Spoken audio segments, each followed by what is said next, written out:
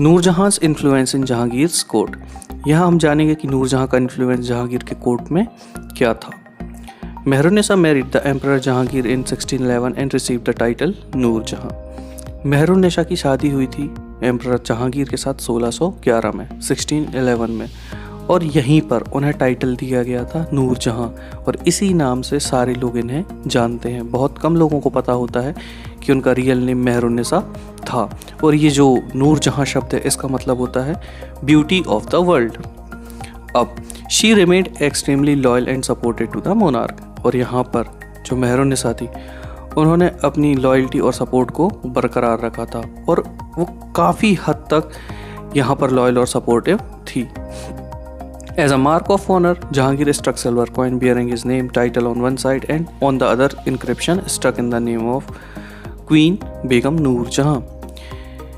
यहाँ पर उन्हें ऑनर करने के लिए जो जहांगीर थी उन्होंने सिल्वर कॉइन्स पर जो उसके दो साइड होते हैं, एक साइड पर उन्होंने अपने किए गए कामों को, अपने इंस्क्रिप्शन को छपवाया, और दूसरी ओर लिखवाया struck in the name of queen Begum Noor जहाँ।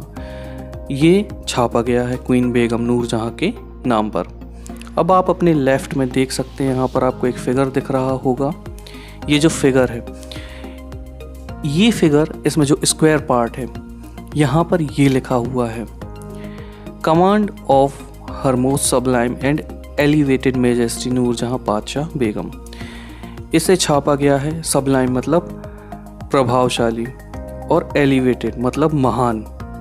यहाँ पर इसे छापा गया है प्रभावशाली और महान मेजेस्टी नूरजहाँ पातशाह बेगम के नाम पर। अब वहीं पर आपको राइट में दिख रहा होगा एक राउंड कलर का ऑब्जेक्ट। ये जो सील है ये एक तरीके की सील है जो यहाँ छपी हुई है, और ये सील यहाँ पर ये कहती है by the son of Shahjahan, by the son of Shah Jahangir she became as brilliant as the moon, may Noorjahan Padshah be the lady of the as.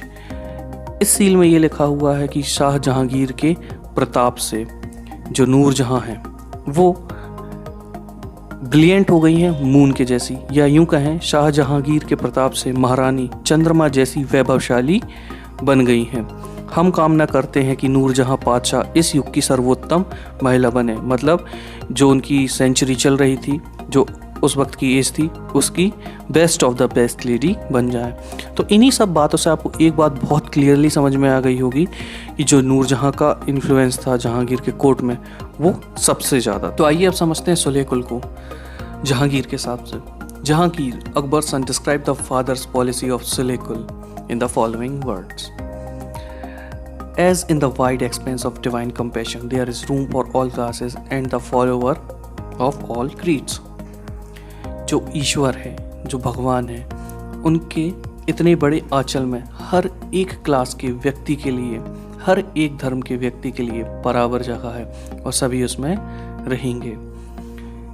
So in his imperial dominions, which on all sides were limited only by the sea, इसीलिए उसके विशाल साम्राज्य में जिसके चारों ओर की सीमाएं केवल सी मतलब समुद्र से ही निर्धारित होती थीं, वहाँ पर विरोधी धर्मों के फॉलोअर्स के लिए और तरह तरह के विचार, तरह तरह के थॉट्स वाले लोगों के लिए एक ही जगह थी। यहाँ पर जो इंटॉलरेंस थी वो टोटली क्लोज थी। यहाँ पर इंटॉलरेंस को बर्दाश्त नहीं किया जाता था। मतलब कोई एक धर्म का व्यक्ति अगर किसी और के लिए कुछ भी नेगेटिव एक्टिविटीज़ कर रहा है या किसी भी तरीके का जो नेगेटिविज्म है इसे स्प्रेड कर रहा है, तो उसे बिल्कुल भी टॉलरेट नहीं किया जाता था। Shias and Sunnis met in one mosque and Christian and Jews in one church to pray. ऐसा उन्होंने लिखा है कि उस वक्त जो शिया और सुन्नी होते थे वो एक ही मस्जिद में जाकर नमाज अदा किया करते थे, और जो क्रिश्चियंस थे और ज्यूज़ थे। If you don't know, Jews वो कम्युनिटी है जो इज़राइल में रहती है और काइंड ऑफ क्रिश्चियन की होती है। तो जो क्रिश्चियन होते थे और ज्यूज़ होते थे ये एक ही चर्च में जाकर प्रे किया करते थे।